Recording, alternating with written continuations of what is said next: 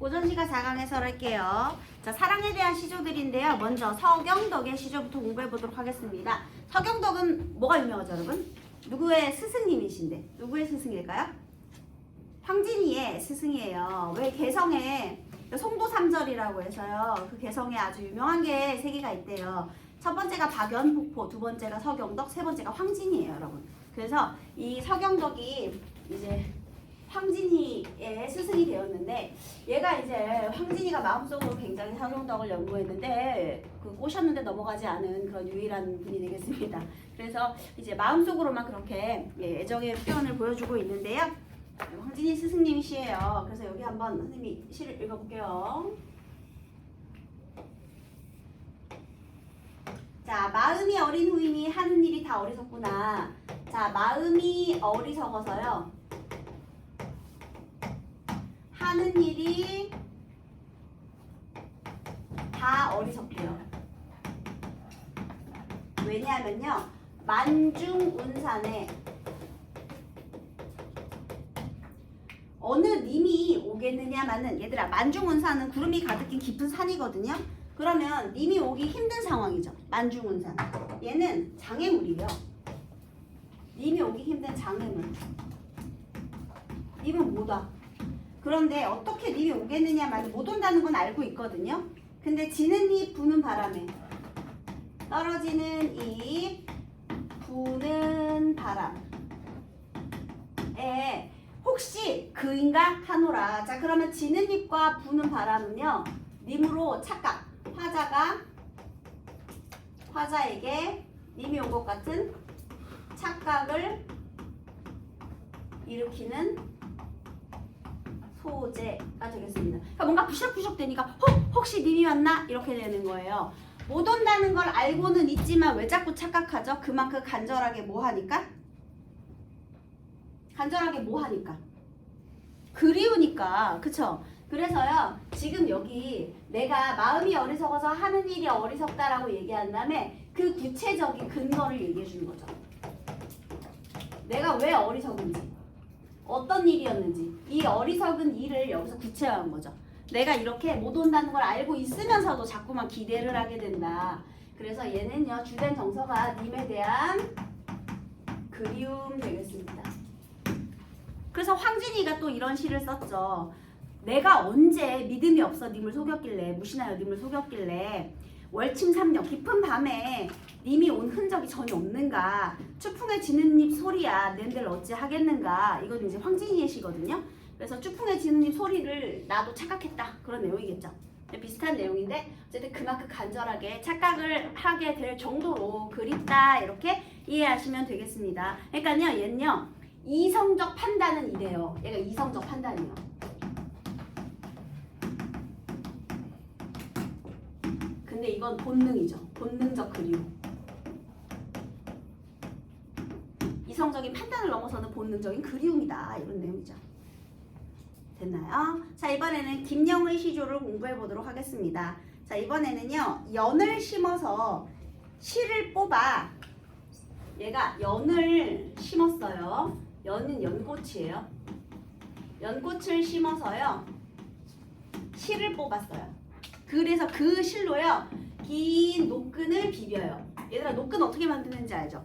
노끈은요, 실을 여러 가지로 이렇게 비벼가지고 꼬아가지고 튼튼하게 만드는 거거든요. 그래서 그 실로 긴 노끈을 비벼서 걸어두었다가, 노끈 만들어 비벼서 만들어 걸어둡니다. 일단 대비를 해놓는 거예요. 그래서 이 끈의 정체는 무엇이냐? 사랑이 그쳐갈 때 찬찬 감아 매오리다. 자, 지금 여기에 사랑이 도망을 가려고 해요. 이게 내 님이라고 해볼게요. 그러면 이게 아이고 우리 이게 이제 이게 님이라고 해볼게요. 나하고 님이에요. 그런데 사랑이 도망갈 때 내가 얘를 노끈으로 던지는 거야. 그래서 얘를 이렇게 창창 노끈으로 창창 감아매겠다, 이런 거거든요. 근데 여러분, 사랑은 눈에 보여 안 보여? 사랑이 도망갈 때 이 노끈을 이용해서 얘로 지금 묶어두겠다, 이런 뜻이거든요. 그러면 추상적관념의 구체화 되겠습니다. 그죠? 사랑을 꽁꽁 묶어두겠다는 거니까 묶을 수 있는 사물로 형상화한 거죠. 찬찬 감아 메우리다. 끊어지는 사랑을 내가 사랑으로 꽁꽁 묶을 거야. 우리는 마음으로 맺었으니 그칠 줄 있겠느냐.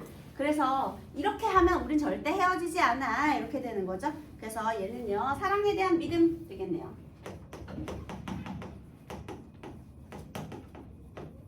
여기서 여러분이 실수하면 안 되는 것이요, 얘가 그렇기 때문에 우리의 사랑은 끝일 일이 없다. 이게 중요한 거지. 얘가 지금 사랑이 흔들리고 있는 상황이 아니에요.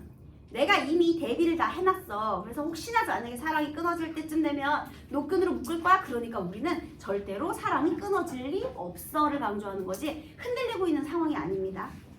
지금 얘가 마음이 멀어진 것 같으니 내가 노끈으로 묶겠다가 아니고요. 그럴 땐 내가 이렇게 할 대비책까지 만들어놨기 때문에 우리는 애초에 끊어질 일이 없다. 이런 겁니다. 그래서 이렇게 사랑에 대한 믿음이 있다라는 거죠. 그 다음에 서리법도 있죠. 여기 그칠 줄 있겠는가? 없다는 겁니다. 그 다음에 작자미상의 사설시조 공부해 볼게요. 자, 얘는요, 마음이 지척이면 천리라도 지척이요. 지금 대구적인 표현이 잘 사용이 되는데요. 마음이 지척이면, 마음이 지척이라면, 지척이 뭐예요, 여러분?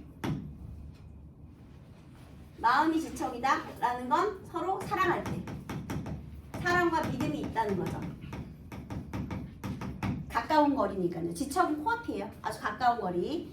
그러니까 마음이 가깝다면 천리라도 지척이요.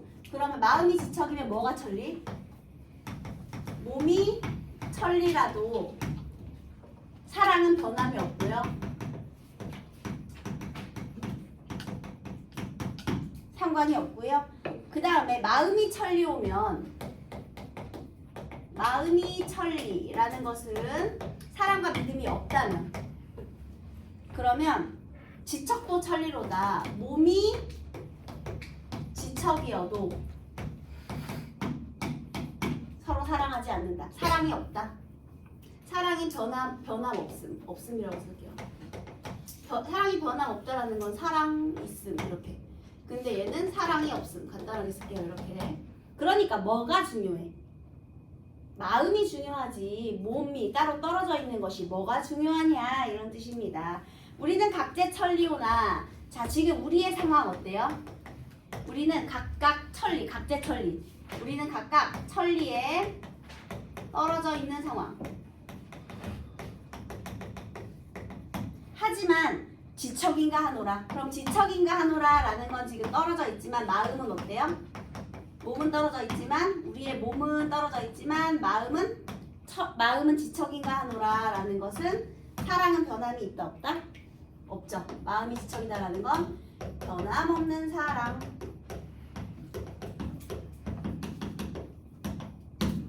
그 구슬의 노래, 서경별곡의 구슬의 노래랑 비슷하죠 여러분?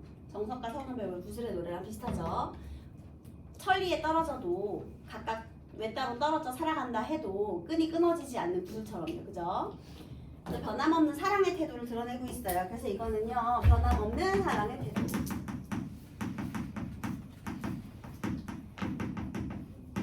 똑같아. 사랑의 믿음이요. 확실히. 우리는 마음이 지척에 있기 때문에 각재천리에 있어도 절대 변하지 않아. 이렇게 되는 거죠.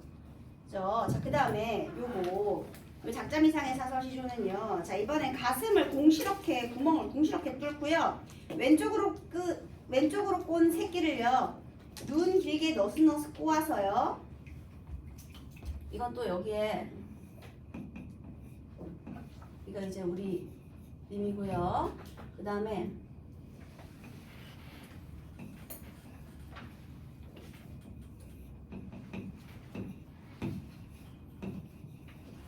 역시나 이 둘이 서로 다리 너무 짧네. 아이고. 자, 어쨌든 이렇게 둘이 서로 사랑하는 사이예요. 그런데요, 어떤 놈들이 와가지고요, 여기에 가슴에 구멍을 이렇게 뚫어요. 가슴에 구멍을 낸 다음에요, 여기에 새끼줄을, 징그럽죠? 새끼줄을 꼬아요. 그래서 이거를 꼬아가지고 그 구멍에 새끼줄을 넣고 두 놈이 두 끝을 마주잡고 이리로 훑은 저리로 훑은 할 적에 자 이게 님하고요 얘가 화자예요. 그런데 여기서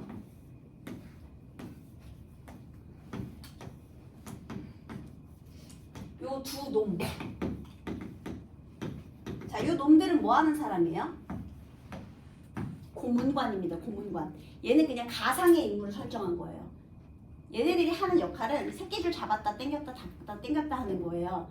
얘들아 그러면 그거는 님이나 나나 둘 다 아무쪼록 견딘대요. 한마디로 지금 여기는요 육체적인 고통을 말하는 거거든요. 그러면 육체적인 고통은 견딜 수 있다 없다? 육체적인 고통은 다 견딘다. 괜찮아.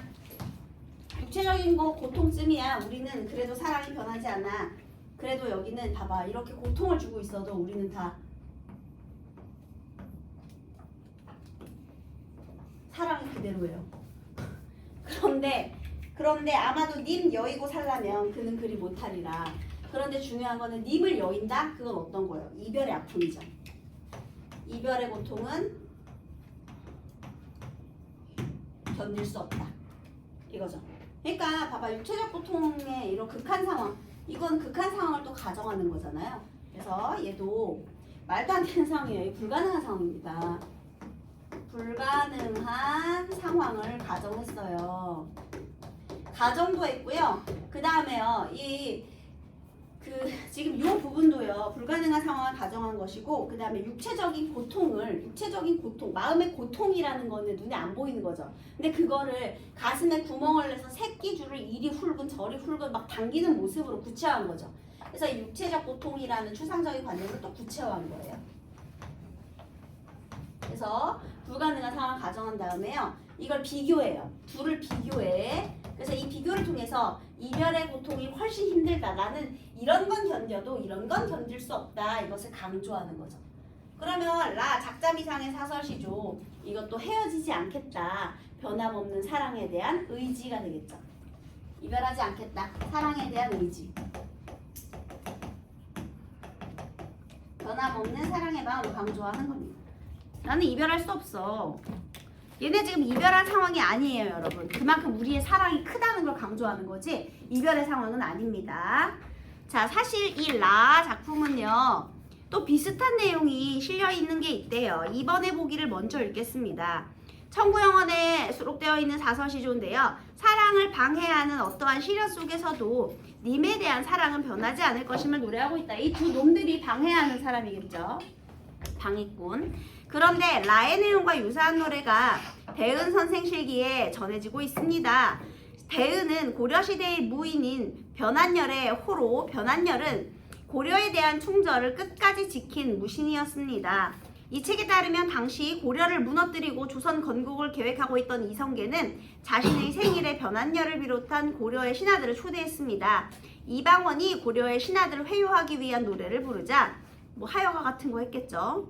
그러자 변한열은 다음과 같은 노래를 부르며 변함없는 고려에 대한 충절을 이야기했다고 하네요. 내 가슴에 말만한 구멍을 뚫고 길고 긴 새끼줄을 깨어 앞뒤로 끌고 당겨 갈고 쓸지라도 네가 하는 대로 내 마다치 않겠으나 똑같죠. 육체적인 고통이 나를 회유시킬 순 없다. 하지만 내 님을 빼앗고자 한다면 이건 뭐겠니? 내 님은 고려의 왕조를 말하는 것이겠죠.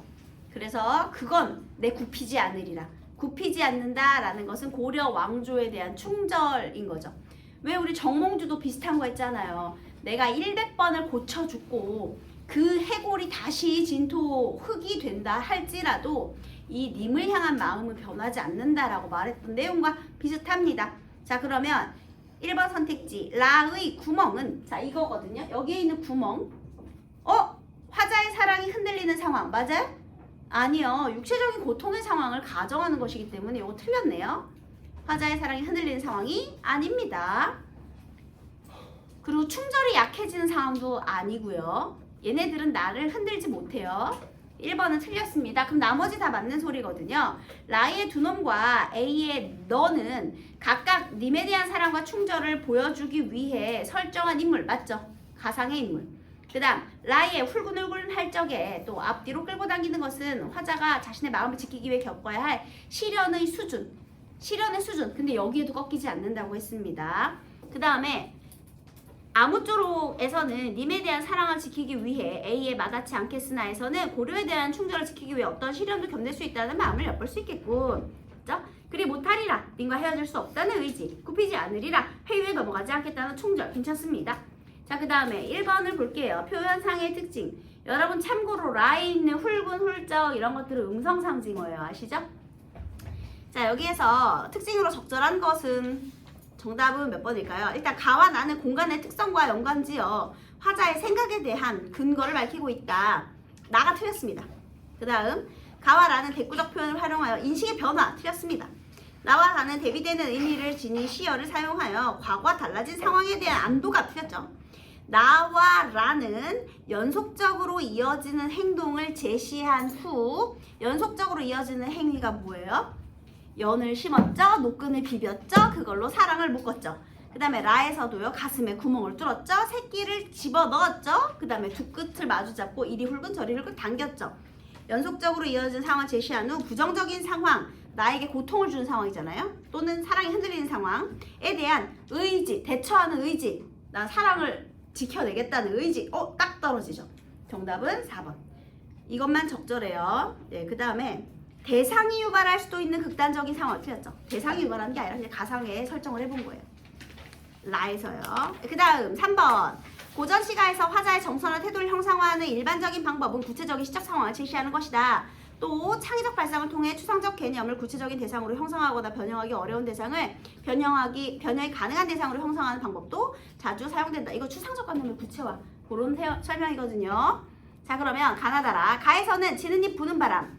그라고 착각한 시적 상황을 통해 자신의 마음을 어리석다고 여기는 화자의 자책을 드러낸다. 괜찮고요. 사랑을 노끈으로 감아 맬 수 있다는 발상을 통해 사랑을 노력으로 지속시킬 수 있다는 인식. 괜찮아요. 나는 마음이 맺어지기도 하고 끊어지기도 한다는 발상을 통해 님의 마음이 지닌 차이점. 얘들아, 지금 님이 변한 상황이 아니에요. 얘가 그냥 그런 상황이라도 내가 마음을 내 노력으로 다 할 수 있어 라고 말을 한 거지. 지금 화자 님이 나한테 사랑이 흔들려서 마음이 변해간 상황이 아니기 때문에 지금 이거 3번 틀린 겁니다. 그 다음 지척과 천리라는 시어를 사용하여 시각적으로 확인할 수 있는 대상. 여러분 여기서 지척 천리 이거 있잖아요. 원래 마음은 눈에 보이지 않잖아요. 그런데 여기서의 이 마음은요. 지척은 거리잖아요. 거리, 천리 이거 거리죠. 그래서 거리 그리고 공간으로 구체화. 이건 추상적인 마음인데요. 이걸 거리나 공간으로 구체화하고 있다. 이런 표현도 기억해 두세요. 그 다음에 라의 구멍을 둥실하게 뚫은 후 새끼줄을 넣을 수 있다는 발상을 통해 변형이 어려운 화자의 가슴을 변형이 가능한 대상으로 형성하였다. 얘도 맞는 소리가 되겠죠. 그래서 전부 다 추상적 관념의 구체화와 관련이 있네요. 이렇게 나달아가요.